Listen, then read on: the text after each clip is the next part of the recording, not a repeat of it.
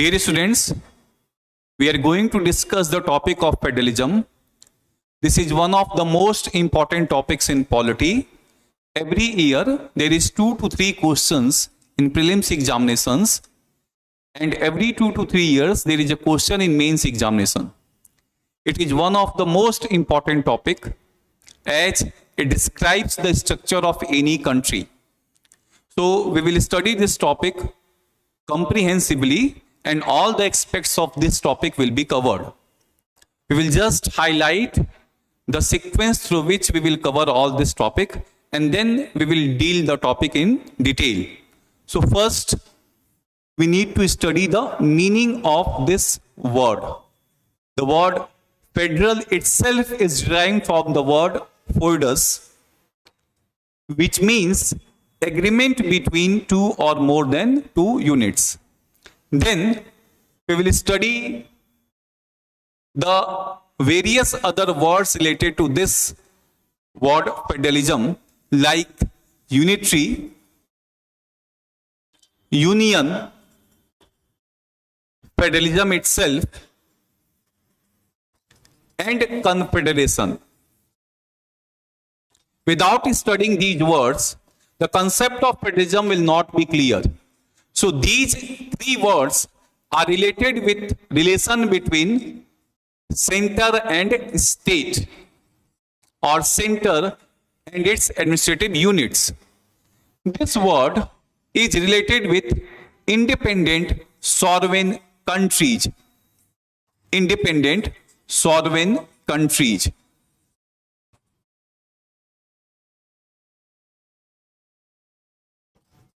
Then we will study the features of Indian federalism.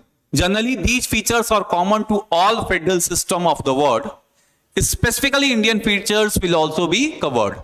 Then, non-federal features of Indian constitution. Then we will study the evolution of Indian federalism through different phases. Evolution of Indian federalism through different phases. As this topic will cover the political or applied aspect of federalism. So, this is further subdivided into various subsections. First is one-party federalism. One-party federalism, and this is in between 1952 to 1967. It was a single party dominant system in which Congress was present both at center as well as the states, and it was the most important political party in India. So this period is marked by highly centralized system, as planning commission was created to plan for whole India, and importance was given to public sector undertakings.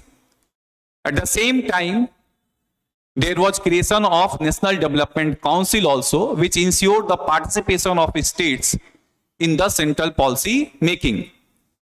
Second phase is determined by combative federalism, is also known as combative federalism or bargaining federalism or expressive federalism or conflictual federalism. As we can understand by different words, there was constant conflict between center and state, because in 9 states, Congress was not able to muster majority. But later on, it was able to form government in some states, but not in other states. So there was constant conflict between center and state, and this resulted in misutilization of provisions of the Constitution, that is misutilization of Article 356 and the position of the governor also. Misutilization of position of governor. So second phase is largely seen as a conflictual phase between the center and the state. The third phase which this phase is in between 1967 to 1984. The third phase is in between 1984 to 1989, and this phase we can say that there is certain decentralization process, or we can say that there is certain if decisions of the court or commissions which resulted in not misusing the provisions of governor or misusing the provisions of constitution to subvert the democratic polity of the states. So the third phase is also known as decentralization phase. Although steps were taken, an ultimate culmination was in 73rd, 74th Constitutional Amendment Act. So the third phase is in between 1984 and 1989.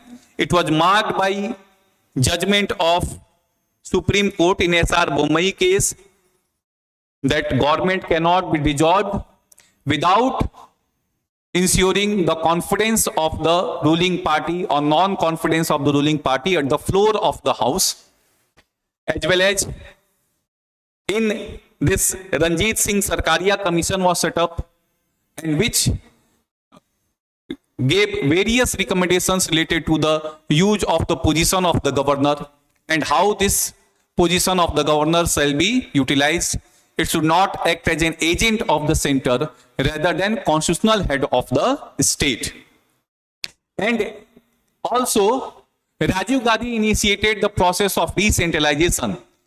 He tried to pass a bill related to Panchayati Raj and municipality, but was not successful.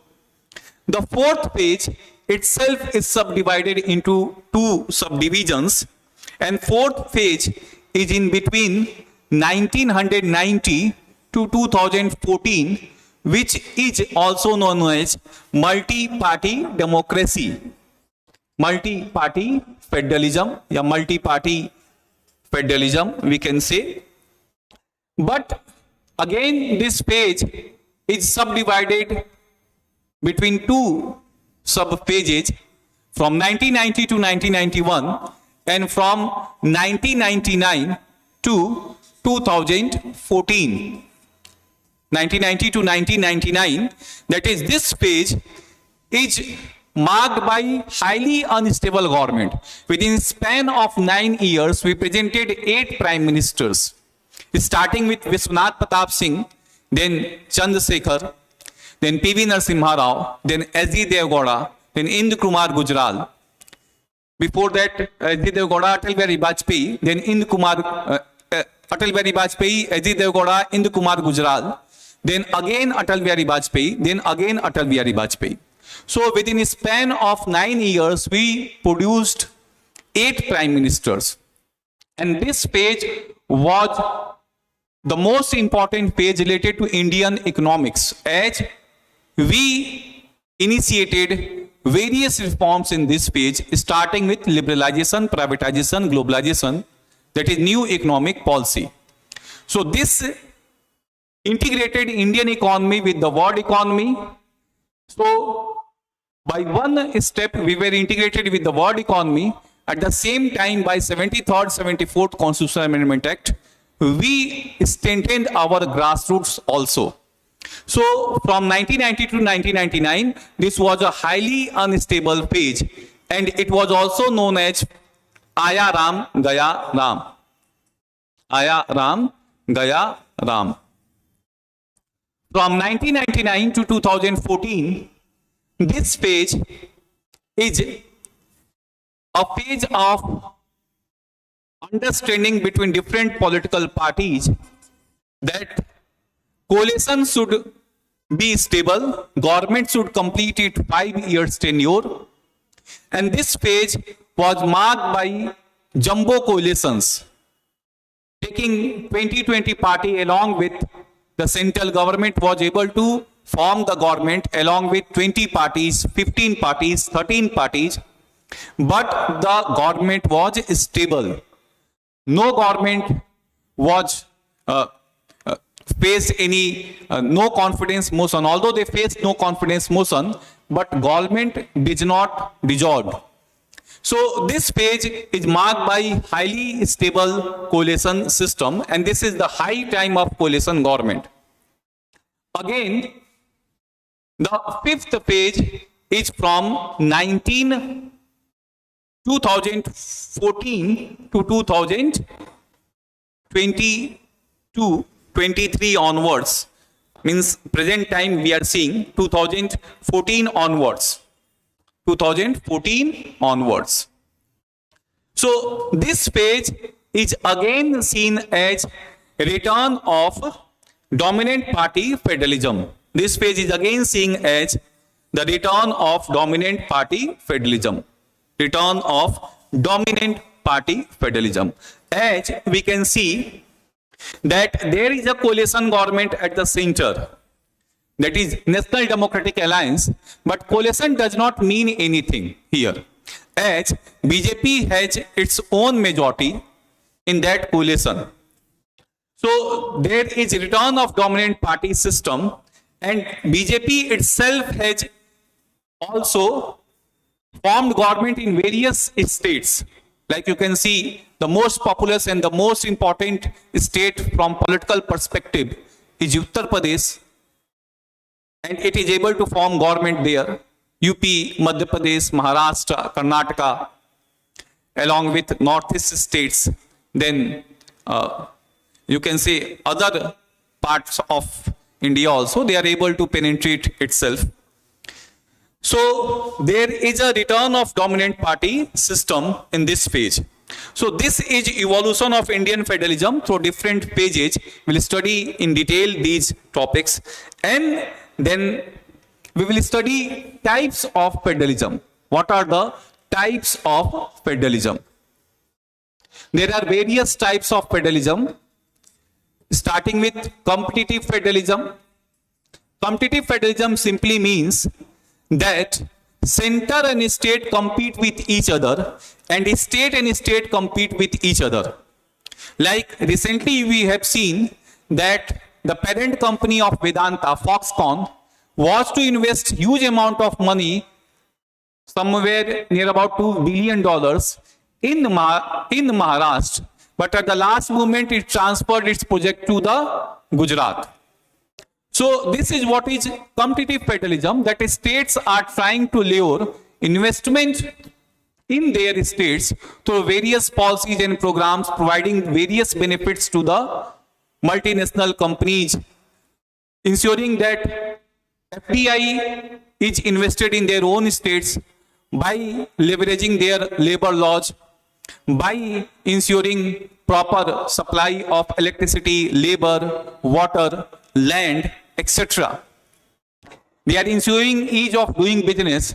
At the same time, we are seeing that states are also focusing on their skill, that is human development, and we can see that human development index, Kerala, is at the top. So this ensures competition between various states to enhance their skill, to enhance their, you can say, environment, to enhance their ease of doing business.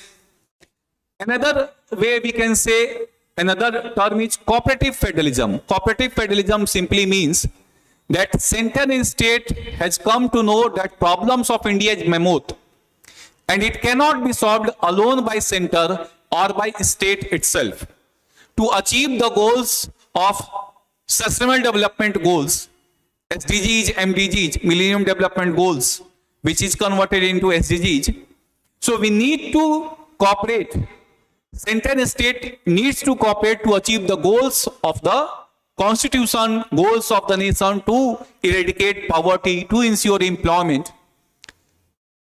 So there is also cooperation between different states, which is ensured by various mechanisms like Inter-State Council, like Niti Aayog, like you can say GST Council.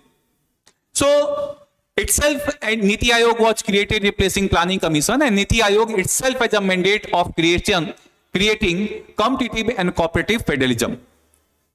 Then we will also see fiscal federalism. What is fiscal federalism?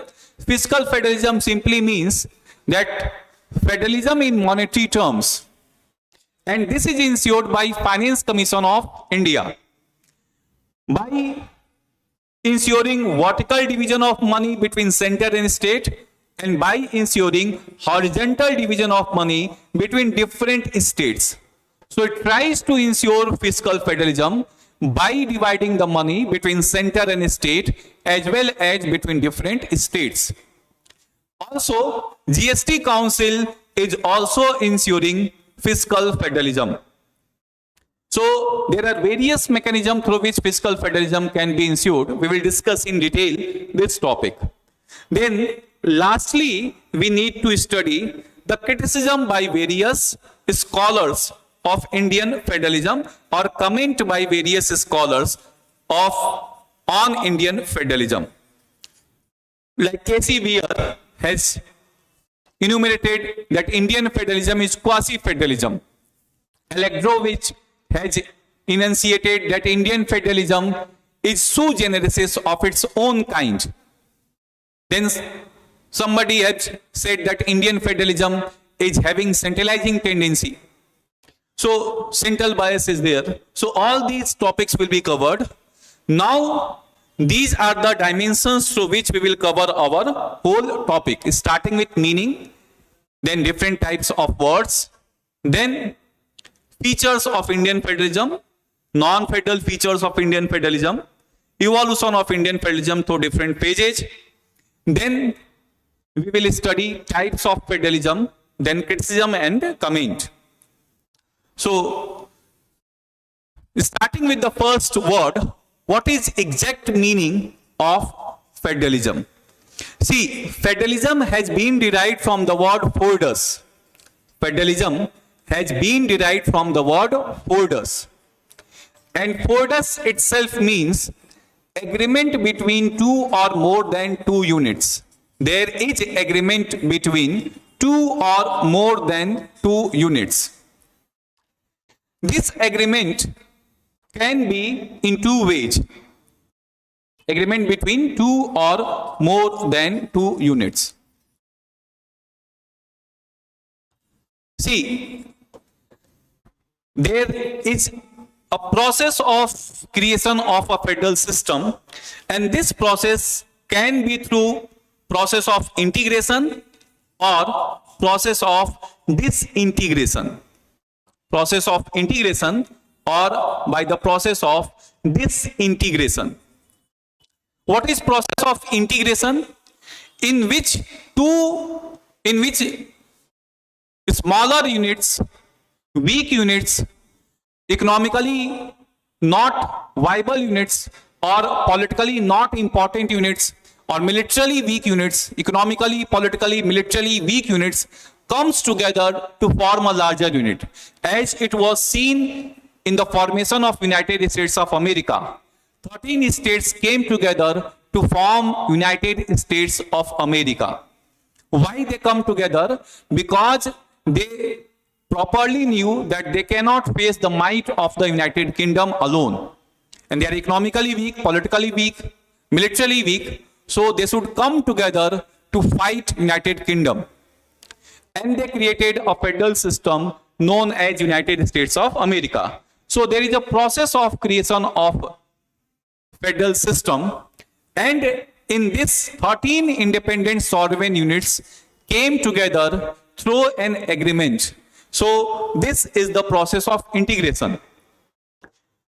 Alternatively, a bigger state, to ensure that their cultural diversity is properly represented, to ensure that the management of the various areas are properly done, to ensure that the country is developed in a proper manner, there is less regional disparity, or regional disparity should be undermined. They divide the whole country into different smaller parts, and this resulted in formation of Canada. So why a big country disintegrates into smaller parts? to ensure regional development, to ensure management of proper resources, to ensure that diversified parts of that country are taken care of. So this integration process, we can see there is creation of Canada and also India. So the word FORDES simply means agreement between two or more than two units, and this agreement can be between smaller units coming together. This is also known as coming together model. Coming together model. And this is also known as holding together model. This is also known as holding together model. So, holding together model. So, this is what is the meaning of the word federalism. Now, we need to understand different words related to federalism in order to understand the word federalism in complete sense. The first word is unitary. The first word is unitary. Unitary simply means that there is no division of power between two or more than two units. There is a central unit, and if any other units are created, they are only created for administrative convenience. The central government can create different states, but these states are created only for administrative convenience, nothing else. So that the administration of that particular area took place in a proper manner. And the best example of unity system is France and United Kingdom. So there they create cantons, they create various other areas, but these areas are created only for administrative convenience. So we can say that these areas are created only for administrative convenience, and they don't have all the political, you can say, fiscal or administrative autonomy. Only they have a very limited autonomy. So here again, if we compare unity system with federal system, we will see that in unity system, there is no division of power between two or more than two units. And in federal system, division of power is must. Without division of power, federation cannot be created. Again, federal system has a written constitution. Unity system can have a written constitution, cannot have a written constitution. Like United Kingdom does not have a written constitution, whereas France have written constitution. Then we can say that in federal system there is a supremacy of the constitution, whereas in, you can say, unity system, supremacy of constitution can be or cannot be. Like United Kingdom, there is no supremacy of the constitution. Ultimately, Parliament of UK is supreme, whereas in Japan we see that there is a written constitution and that constitution is supreme. So there are various differences between unitary and federal system, but the most important difference between unitary system and federal system is that there is no division of power between center and state. Unity system, the units are created only for administrative convenience. Now the word, we need to understand the word union. This word is specifically related with India. Why the word union has been used in India, although we say India is a federal country? Article 1 of India clearly says that India, that is Bharat, shall be a union of states. It is also important for us to know that the word federalism has not been used in Indian constitution anywhere.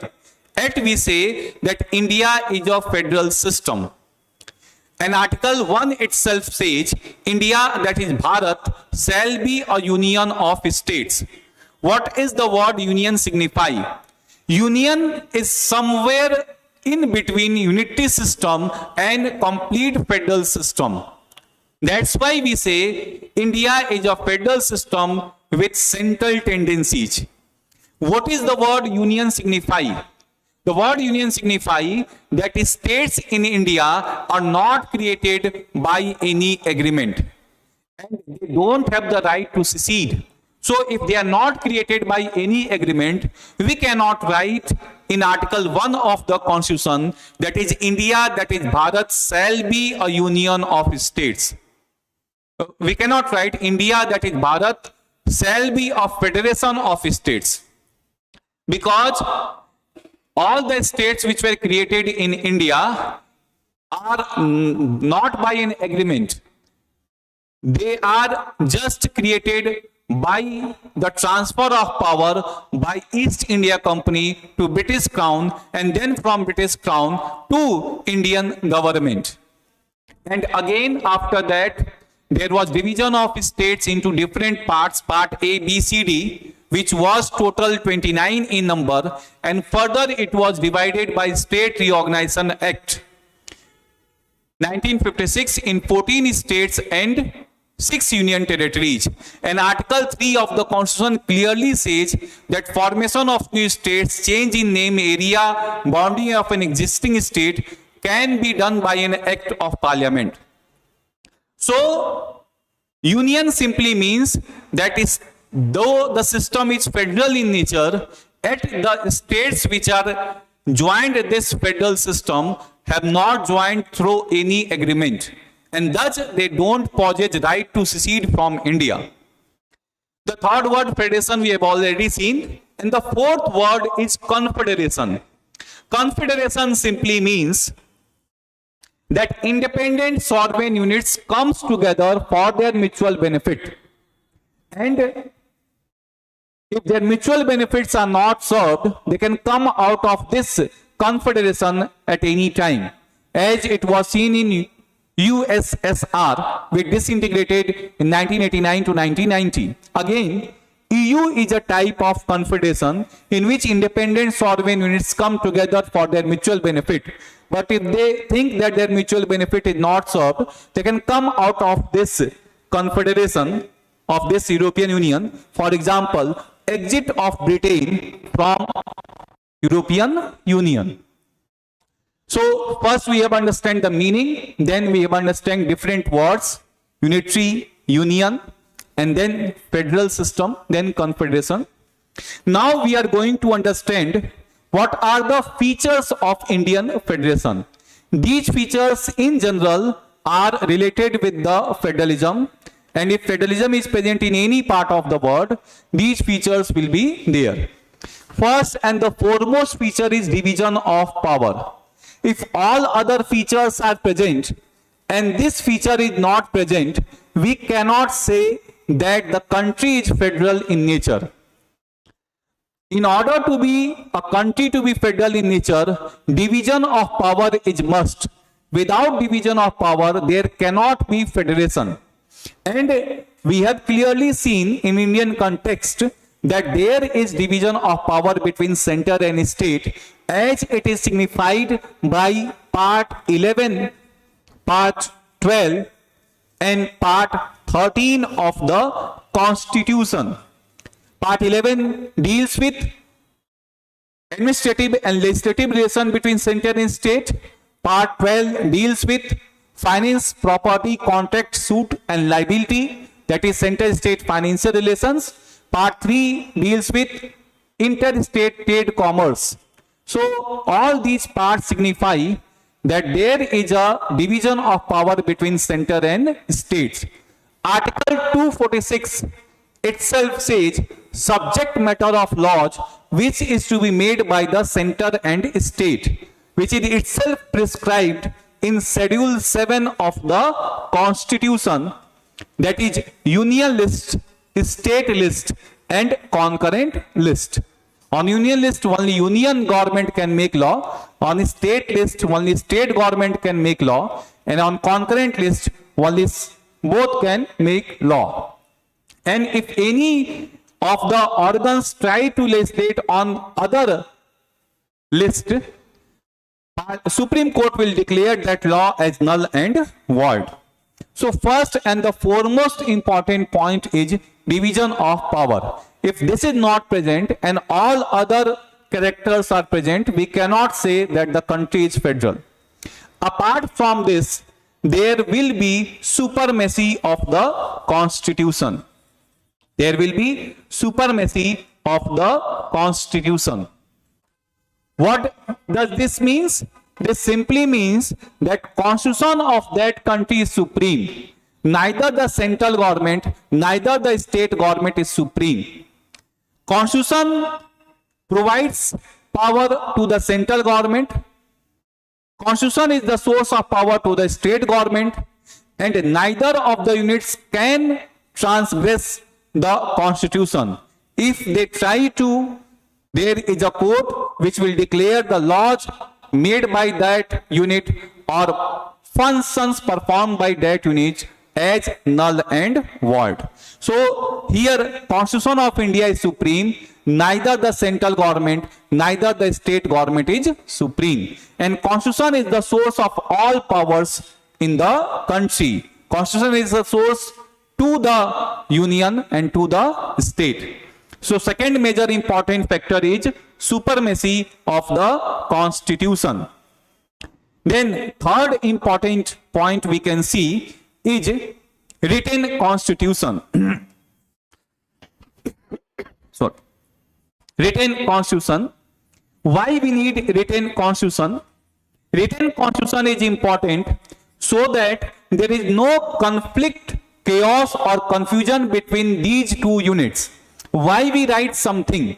We write something so that it is for ready reference at any time. If there is no written constitution, all the things will be subject to misinterpretation by the central government and state government, and they will try to interpret these things in their own favor.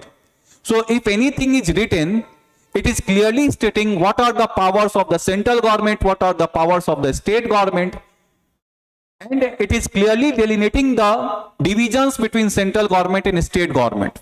So if the constitution is written, the possibility of conflict, chaos and confusion is minimized. So that's why we have a written constitution. Written constitution itself ensures that there is no confusion between these two organs of the constitution. Then we can say there is independent judicial system. Independent judicial system. Why we need independent judicial system? See, all these points are logically related with each other. Independent judicial system. All these points are logically related with each other. Independent judicial system. Why we need independent judicial system? We need independent judicial system to act as an independent umpire in case of conflict between central government and state government. Who will interpret that which organ is right? To interpret the constitution itself, we need a neutral umpire, neutral independent umpire. And that neutral independent umpire is Supreme Court of India or High Court of India. Why we need independent judicial system? Independent judicial system itself ensures that all these points, that is division of power or supremacy of constitution, is followed. Independent judicial system itself ensures that in case of conflict between center and state, it will act as a neutral and independent umpire without any bias. It itself ensures the interpretation of the constitution. If the interpretation of constitution is left to the center or the state, they will interpret their constitution in their own interest. So to interpret the constitution as well as to ensure that the conflict resolution is done, we need independent judicial system. Then again, we need a rigid constitution. Rigid constitution. We need rigid constitution. Why we need rigid constitution? Rigid constitution itself ensures that constitution cannot be changed at will. The most rigid constitution of the world is United States of America, as it has been amended only 27 times. Indian constitution is rigid in some sense, but flexible in some sense.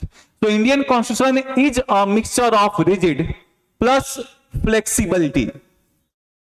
Most of the provisions of the constitution can be amended by parliament alone, but those provisions of the constitution which are related with center and state relations can be amended only by a rigid process.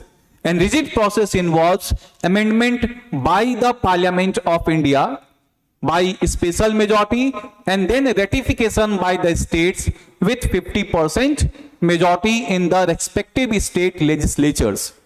So rigid constitution itself ensures that the nature of the constitution related with center and state is intact. It cannot be changed easily. So there are certain provisions which are related with center-state relations, like the power of the Supreme Court and High Court, the election of the President of India, representation of member of parliament in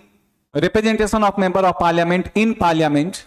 Then we can say Article 368 itself, then amendment in Schedule 7 of the Constitution. All these requires ratification by more than 50% of the states and amendment by parliament with special majority. So first parliament will pass this resolution with a special majority, then 50% of the states will ratify it with simple majority. So Indian constitution is rigid constitution in some aspects only. Most of the time we see that Indian constitution is flexible in nature, but only those provisions which are related with center state are to be amended by rigid process. So this itself ensures that our constitution is federal in nature. Now the last and another factor related with federalism is bicameralism. Bicameralism simply means creation of two houses in the parliament. So we have two houses, one is Lok Sabha and one is Rajya Sabha. Name itself signifies Rajya Sabha, Council of States. This house has been created to protect the interest of the state.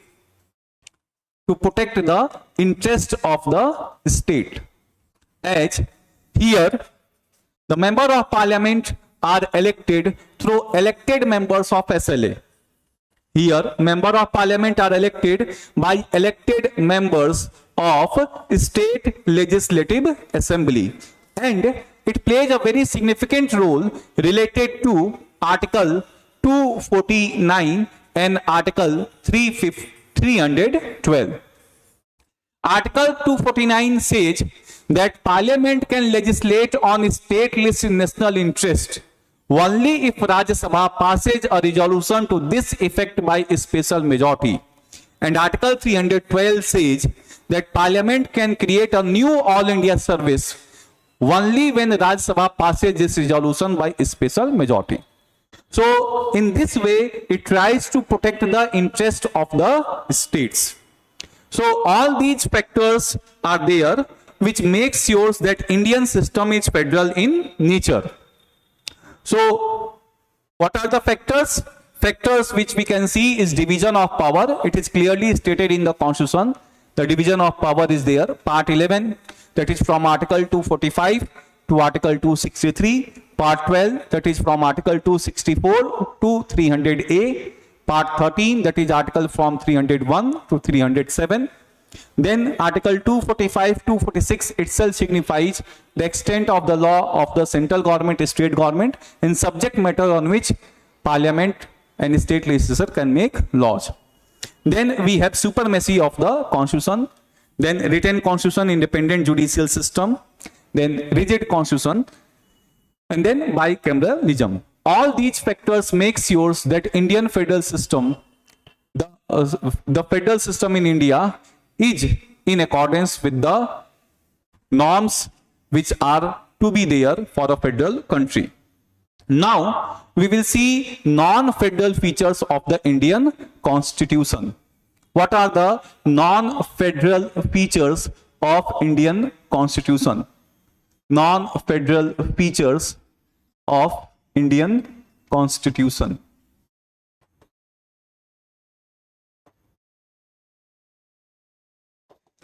See, there are various non-federal features. As compared to federal features, we have a n number of non-federal features. Starting from Article 1 itself, which clearly says that India, that is Bharat, shall be a union of states.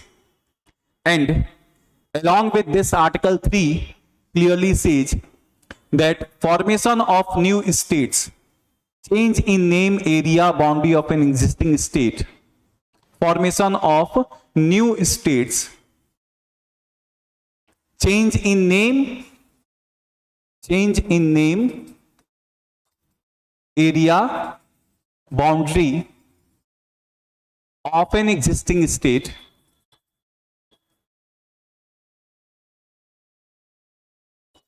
can be done by an act of parliament.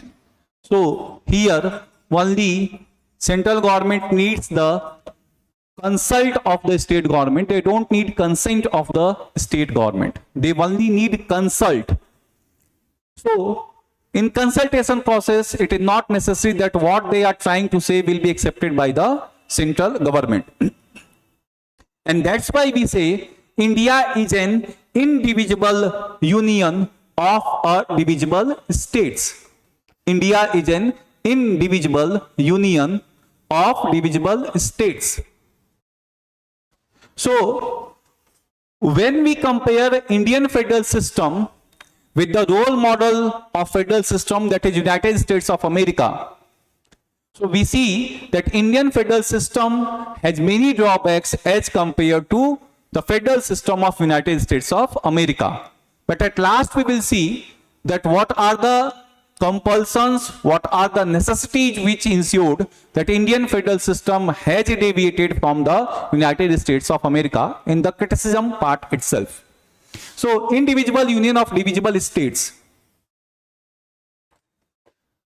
Whereas United States of America is an indivisible federation of indivisible states. USA is an indivisible federation of indivisible states. So Article 3 itself says that the name, area, boundary of a state is not intact. It can be changed at any time, and that is by simple majority of the parliament. Then again we will see Article 9 of the Constitution, which says single citizenship. Single citizenship. Again we will compare India with the role model, that is United States of America. In America there is dual citizenship. You are a citizen of Texas as well as you are a citizen of United States of America. You are a citizen of California. You are a citizen of USA. You have a dual citizenship. You get the rights in the state also. State specific rights are there, and the Constitution of America also provides you certain rights. But we have a single citizenship. We are not citizen of Uttar Pradesh, Bihar, Kerala, Rajasthan, etc. We are a citizen of India only, and that is why single citizenship is there, which makes sure that the Indians have only one citizenship. Then again we will see that single constitution is there. In USA we have 51 constitution. 50 plus 1, 50 states are there. So 50 constitution of all states plus one constitution of United States of America. We have a single constitution for both center as well as state. This provides the dimension for both center and state. That's why our constitution is one of the bulkiest constitution of the world. because it contains provision was for both center, state, panchayati raj, and every nitty-gritty is present in our constitution. So USA has 50 plus 1 constitution, 50 constitution of states plus 1 constitution of United States of America. We have only one constitution, that is Constitution of India, which had provisions for both center as well as states. Then we can say that in matters of legislative factor, legislative federalism, we can say legislative federalism or legislative factors, center has more power as compared to states. As we can see that there are 3 lists: union list, state list, and concurrent list. Union list has more subjects as compared to state list. Union list has 100 subjects, state lists have 61 subjects, concurrent list have 52 subjects. 47 plus 5, which was added by 42nd Amendment Act. So it has 52 subjects.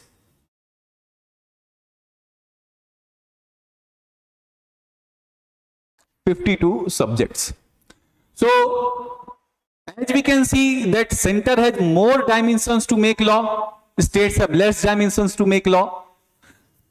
And also doctrine of federal supremacy. Doctrine of federal supremacy ensures that central law will prevail over state law in case of conflict between central law and state law. That is Article 254 of the Constitution, which says that central law will prevail over the state law. Also, in legislative federalism, we will see that the power to legislate on residuary matters, in United States of America belongs to the states, whereas in India it belongs to the center. So residuary matters, which is mentioned in Article 248 of the Constitution. What is residuary matters? Any subject which is not mentioned in any of the 3 lists will fall under residuary matters.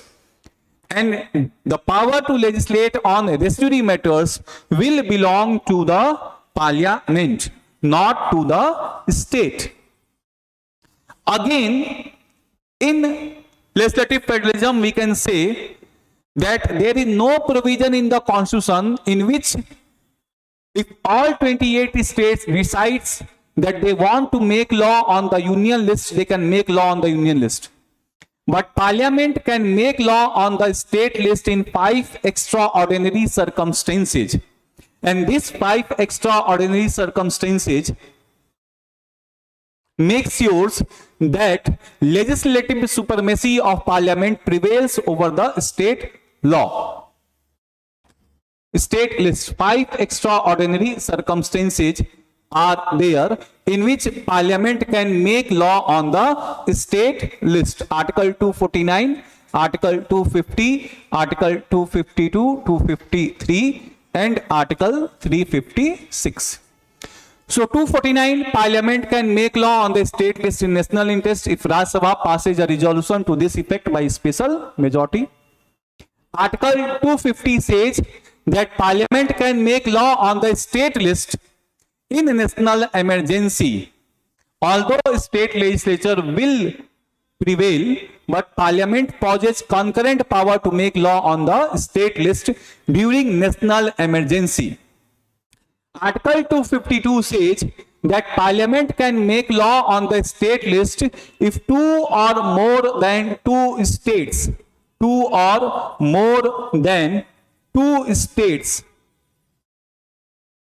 request parliament to make law on the state list. Article 253 itself says that parliament can make law on the state list to implement international treaties and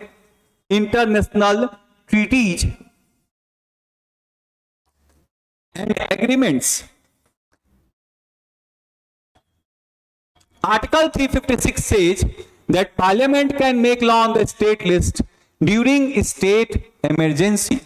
So all these provisions make sure that Parliament can make law on the state list in extraordinary circumstances.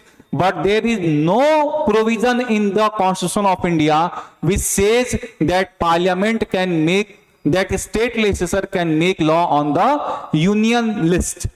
So this shows the legislative supremacy of the Parliament over the state government. Further, union list has been given precedence over concurrent list, and concurrent list has been given precedence over the state list.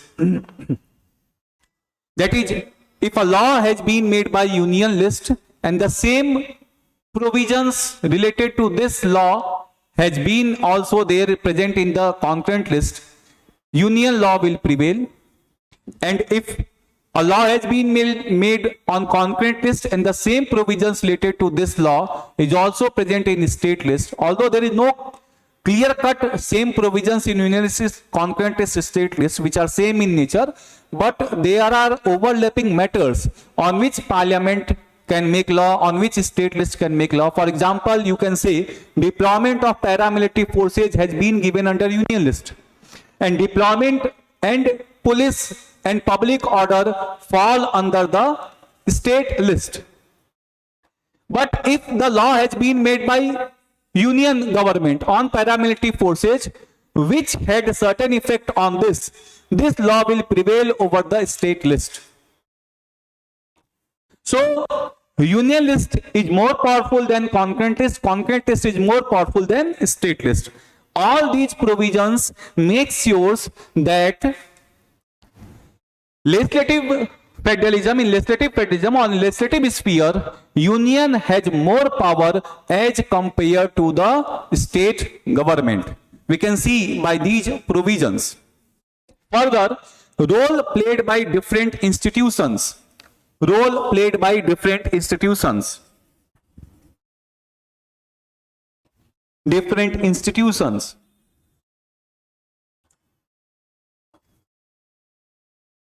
Like, we have single CAG, we have single Chief Election Commissioner, we have single integrated judicial system, we have a integrated judicial system. If it was a complete federal system as it is represented in the United States of America, we would have different judicial systems. In USA, there is a Supreme Court for each state, and there is a federal court to interpret the federal constitution, whereas we have a single unified judicial system, district court, subordinate court at the bottom, then we have high court at the middle level, and then we have Supreme Court at the top level. So we have a single CAG which process the audit of both central government and state government. We have single Chief Election Commissioner which conducts election both of the central government and the state government, and the state government always claims that election commission is biased. So all these things are there. So different institutions are there, but these institutions are related with the related both with the center and states. Then the role played by the governor and misuse of Article 356. Constitution says that President of India can impose president rule in a state. The word president rule has not been mentioned in the Constitution anywhere, but in common parlance we say president rule. So properly it is state emergency. So Article 356 clearly says that president can impose state emergency in a state on the report of the governor of that particular state or otherwise. President is not dependent on the report of the governor of a state to impose state emergency. President can impose state emergency without the report of governor. But generally we have seen that governor most of the time recommends imposition of state emergency on frivolous ground. From 1970s to 1990s, there were various imposition of state emergency, and this was on the report submitted by the governor, and it was not on any important factors but on frivolous matters. So governor acted as an agent of the center. Recently also we have seen that Kerala government protesting against the governor, Tamil Nadu government protesting against the governor, West Bengal government protesting against the governor. So the role played by the governor should be an constitutional head of the state, but most of the time we see that he is acting as an agent of the center.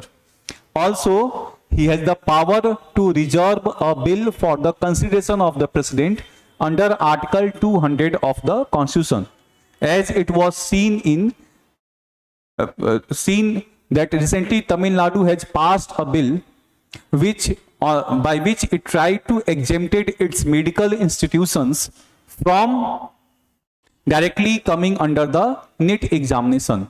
But this bill was reserved by the governor for the consideration of the president. So by Article 356, by misusing Article 356 or 200, governor can act as a centralizing body instead of decentralizing body. Also, the appointment of the governor and the removal of the governor, there is no such condition in the constitution which makes sure that governor appointment is independent. Only the criteria is a citizen of India and 35 years of age. So there is no criteria which ensures that the position of the governor or appointment of governor is independent. The very factor that he holds office during the pleasure of the president, he can be removed on the whims and fancies of the president, that is on the whims and fancies of the central government, that is Prime Minister and his Council of Ministers. Pleasure of the president simply means pleasure of the Prime Minister and his Council of Ministers, as long as they hold majority in the Lok Sabha. So his removal itself is on no ground. Central government can remove governor without any ground. So the process of appointment, the process of removal itself ensures that governor work for the center. Governors act as an agent of the center. Again, All India services. All India services. We have seen that what are the All India services? All India services specifically are only three in nature: IAS, Indian Administrative Service; Indian Police Service; Indian Forest Service. These officers are recruited by the central government. They are trained by the central government. They are posted by the central government. And their promotion to a large extent also depends upon the central government. And disciplinary action to a large extent also depends upon the central government. State government cannot take disciplinary action against these officials apart from suspension and only to a limited period. They cannot dismiss or remove them. And these officers generally have dual loyalty. Why they have dual loyalty? Because they clearly know that after some time they will be transferred from the state to the central government. So their promotion, their transfer, their recruitment process, training, posting itself ensures that they have a dual loyalty. And state government, specifically a committee was created by Tamil Nadu, that is Raja Mannar Committee, who was a retired judge of a high court, which clearly stated that we don't need these all India services, although that can be a biased judgment. But he clearly stated that we don't need all India services. So through all India services, central government controls the state government, and state government abhors this process. They don't want the all India services to be at important positions, but the mechanism has been created in such a way that all the important positions of the state are held by the all India services officers. So they have a centralizing tendency. This is also acting against the federal system. Further, we say that Rajya Sabha protects the interest of the state government. As far as it protects the interest of the state government, it is clear that by mechanism of Article 249 and Article 312, it protects the interest of the central government. But Rajya Sabha itself is not on equality principle, whereas in United States of America, the upper house is represented by Senate. USA has two chambers, House of Representative and Senate. And in Senate, there is equality of representation. All the states have 2 members only from that particular state. It does not depend upon their population. Whereas in India, Rajya Sabha is represented by states, but on the basis of population. There is no concept of equality. As we can see, UP itself has 31 member of parliament in Rajya Sabha.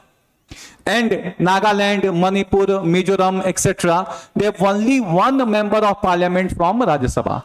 So this does not ensures equality of treatment of different states in accordance with the principle of the federal system which is present in United States of America. Again, we can say that the flexibility within the Indian system is also there. Most of the provisions of the constitution can be amended by the central government itself. So flexibility also against goes to the federal system. And there are also various provisions which ensure complete centralization of power in the central government. That is emergency provisions. Emergency provisions. Article 352, Article 356 and Article 360. Article 352 goes for national emergency, and this says that national emergency we can say national emergency can be invoked under 3 conditions: war, external aggression and armed rebellion. And this can be done by parliament. This can be done by president, further ratified by Parliament of India. And in national emergency, although state legislature is functioning, but parliament possesses concurrent power with the state legislature. So parliament can make law on the state list during national emergency, which itself is signified by Article 250 of the Constitution. So in 3 conditions, war, external aggression and armed rebellion, national emergency can be invoked. And Parliament possesses concurrent power to make law on the state list. Article 356, it talks about state emergency, and it can be invoked when there is violation of Article 355 or 365. Further, it results from Article 256 and Article 257. Article 355 says that it is the duty of the center to protect the state from internal as well as external disturbance. Article 365 says that center can give directions to the state, and if these directions are not obeyed, state emergency can be invoked. And these directions are related with maintenance of railways, national highway, national waterway, as well as it can also give directions so that the laws made by the parliament are implemented in the manner in which the parliament intend it to be under Article 256. Then financial emergency. What happens in this? In this, state legislature is dissolved and all the powers are transferred to the parliament, and all the executive power is transferred to the President of India. Article 356, when there is a financial threat to the credit of India, then this financial emergency can be invoked, and again this can be invoked by the President of India. And in this, all the mechanism of transfer of money by the central government to the state government can be changed. So all these provisions make sure that central government becomes more powerful in when the financial emergency, or you can say state emergency, or we can say national emergency is invoked. But why these are there? Again, we will see in the part of the criticism. This is the necessity for any country that when there is an emergency situation, all the powers should be centralized so that we can fight the challenges in a proper function, proper manner. So these are various aspects. The rest of the topic we will deal in the next class. We have dealt meaning, and we have dealt the word signatory union, federal, confederation. Then we have dealt features, non-federal features and federal features. Then the rest part, evolution of Indian federalism, and then the types of federalism and criticism will be dealt in the next class. Thanks to all of you.